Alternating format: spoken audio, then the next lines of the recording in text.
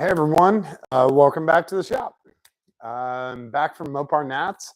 Had a fantastic time with a lot of really great friends, guys I've known for a really long time, and girls.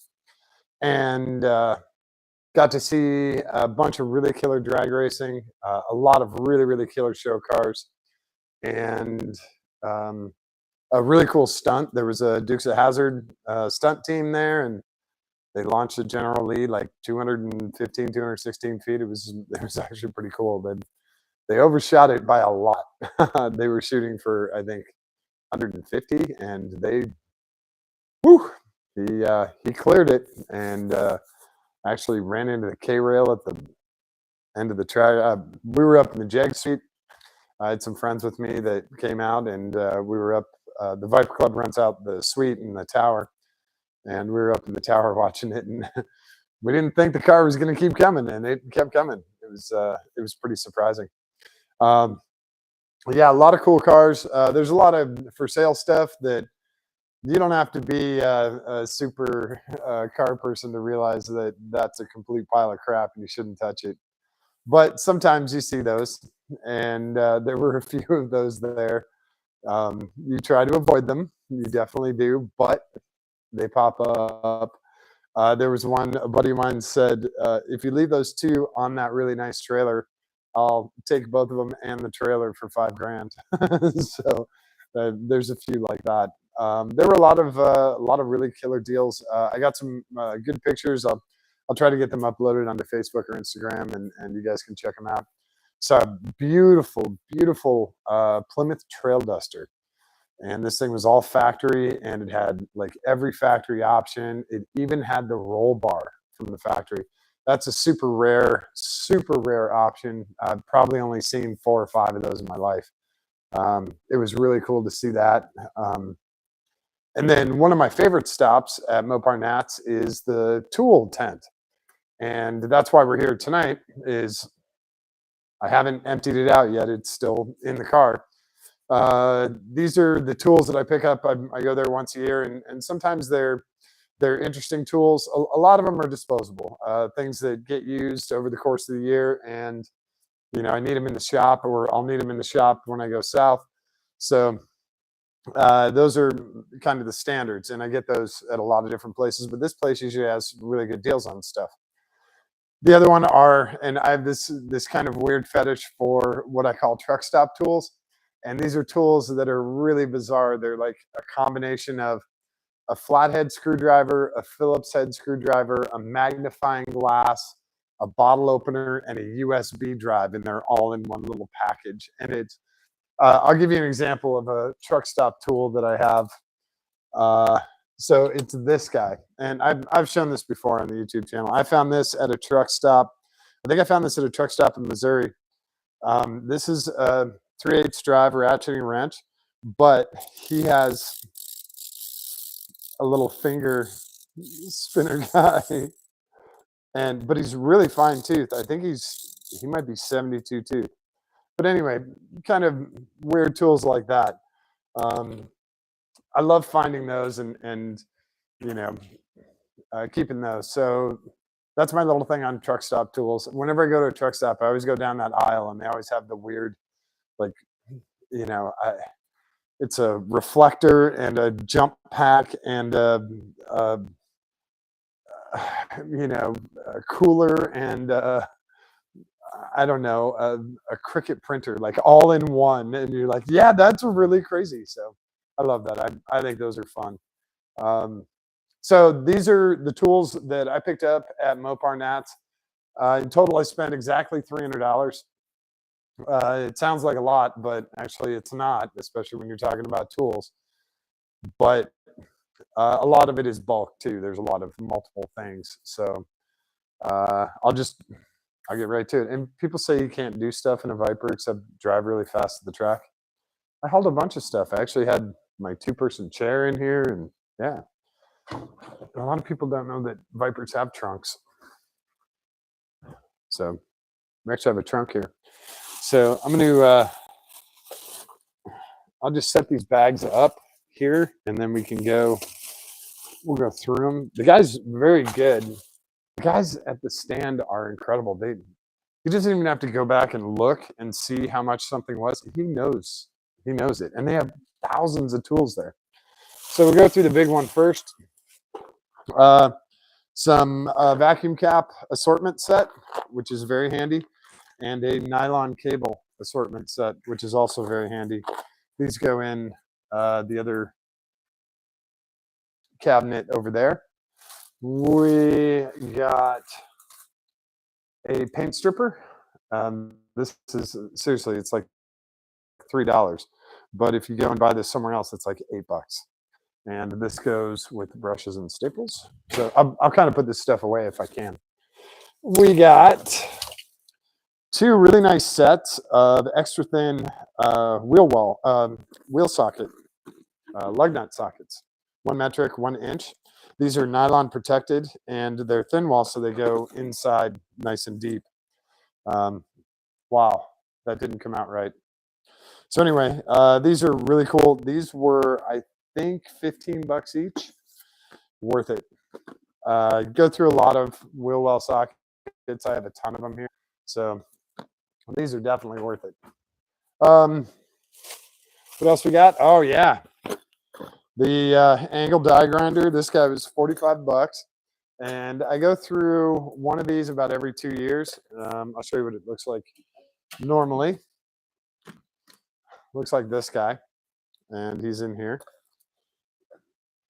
And yeah, I burn through these guys. We use them here in the shop a lot. So I actually have, oh, you want to talk about inflation? It was $38 2 years ago. Now it's $45. So put that guy away. Here's another one of the brushes. And I got a coupon for stainless steel lines. I can save 10% on stainless steel lines. So here's another paint stripper, rust remover. And then these are all the paint pens, but these aren't all of them. So we're done with that bag. Let's get into this bag. Oh, there's a ton of stuff. So this is a very tiny magnet, but he's got a cool handle and he's very flexible. You can put him in whatever kind of shape you want and get in there and get the bolt that you lost. He's a very strong little magnet. And this guy's really handy for getting down if you lose something inside of a fender well that you can't get to, in between the fender well and the body. These guys are great. I have a lot of cool magnets, but this one being so flexible, this guy's going to be great. So we're going to put them up here with our other magnets. And then, yeah, there's a ton of bulk stuff here. So I'll try and get this stuff out.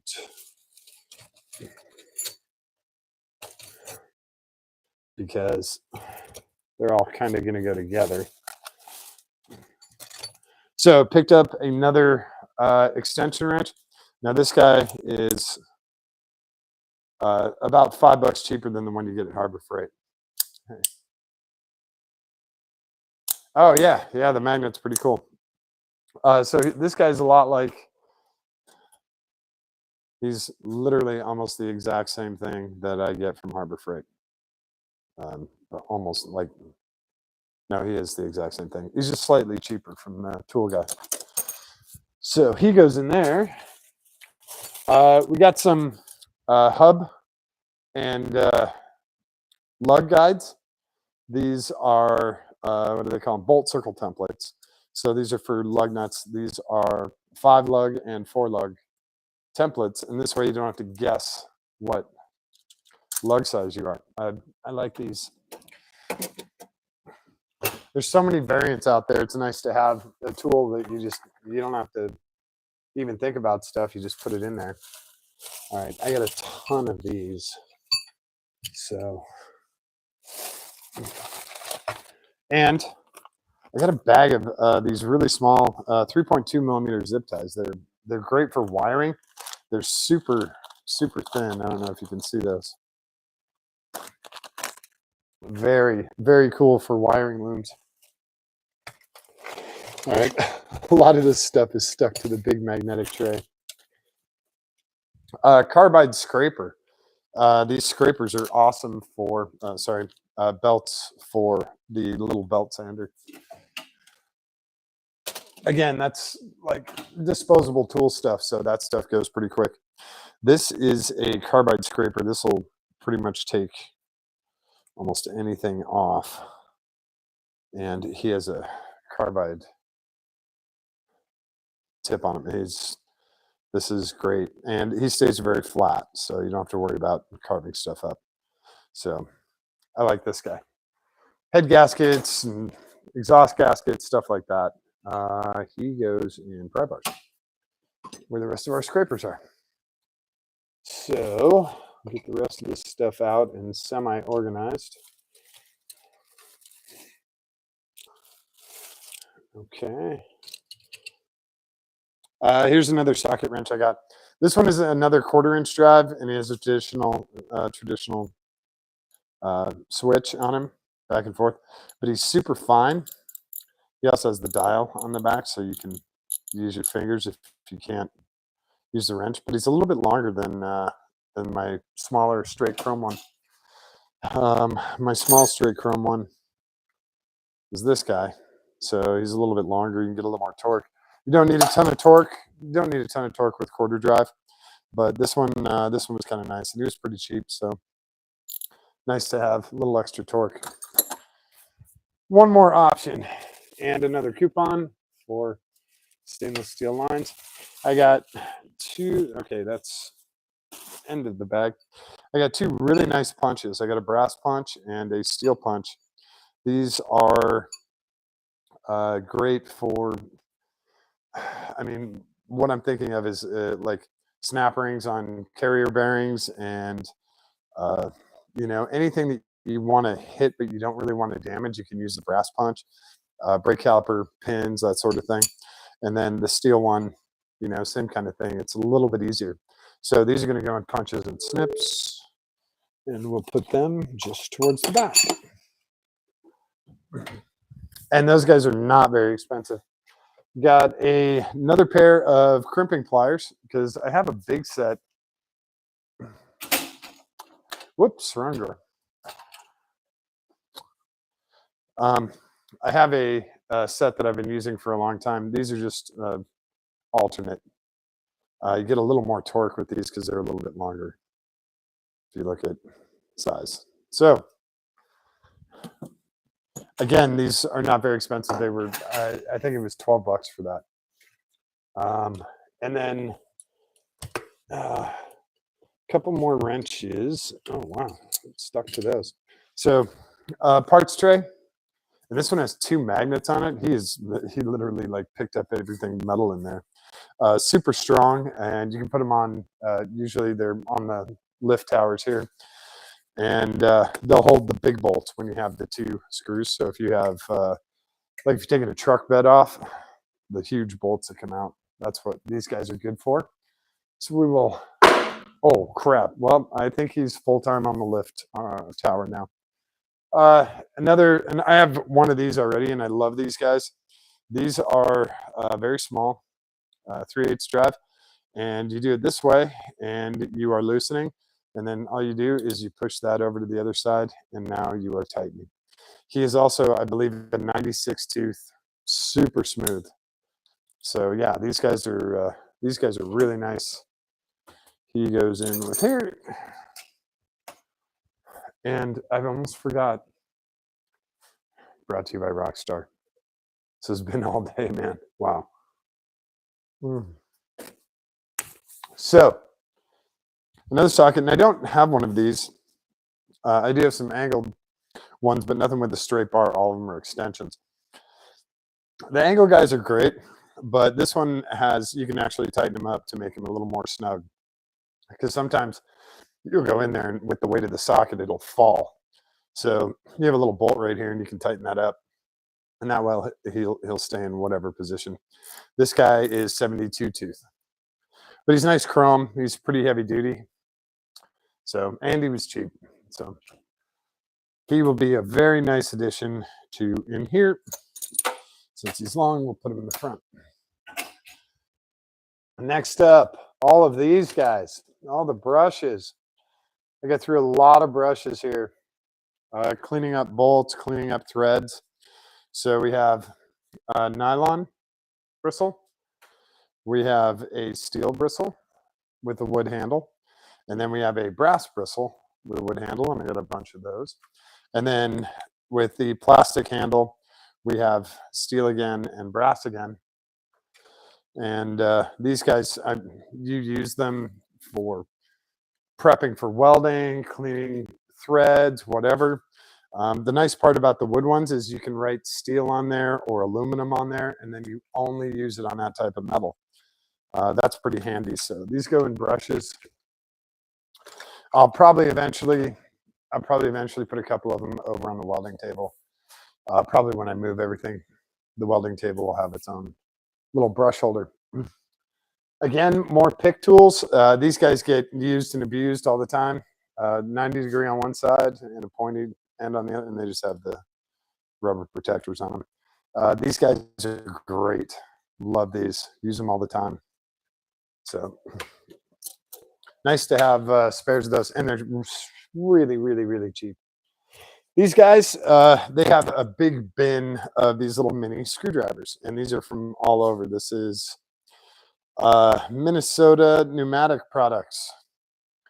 That's a Phillips head. And then if you can see in here, it's a valve core remover for taking valve cores out of tires. And this one is a flathead, and he is from Verilink. He doesn't have anything, but he does have a top on him so you can hammer him. And then another valve core one, flathead. This one has a 2mm hex on him and a Phillips on this side. And again, another flathead, flat that you can hammer on. And does he have a level in there? And he's got a level in there too. I don't know if you can see that, which is pretty cool. And then again, another valve core one with a Phillips head. And usually when I see these, the valve core thing is nice, but I have 8 valve core tools. These guys get beat up and they get hammered and pried and bent and stuff. So it's like 6 for $2. Yeah, of course. Of course I go through these. So they stay right in the front, and they're kind of my first grab. And then I have like valve core remover tools like this. I got a couple of these guys, like nice aluminum one. So I usually use those for valve core removal. And last but not least is the paint markers. Paint markers in a bunch of different colors. These get used, and you notice I have more white than anything, but these get used when we torque down bolts. You'll mark the bolt or nut. So this is for all the brake lines, or this is your signature color, or the green is your signature color. And that way, whoever worked on the car, Mike had the green one. And so, Brian had the blue one. Anything that you torque down, you put your color on. And yellow, white, silver, blue, green, pink. These guys are great. And normally they're about $3 or $4 per. This is, I think they were $2 each. So, how many we got? 2, 4, 6, 7. 2, 4, 6, 7. We got 14. So not too bad. These are really great, very handy, and for touch-ups if you want to do touch-ups. I already have a few extras from last year, some silvers and some reds. I didn't see any reds this year. That was the interesting part.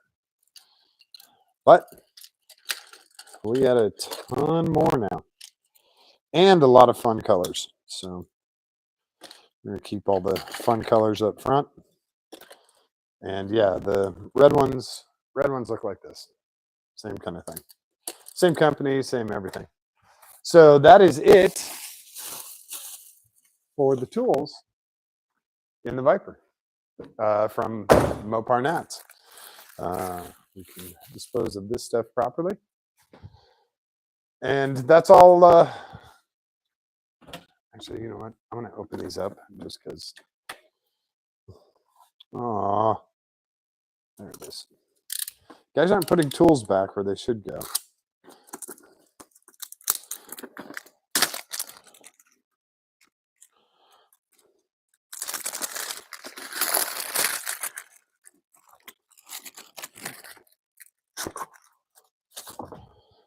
Minnesota Pneumatic Products. I guess that's the company that makes these.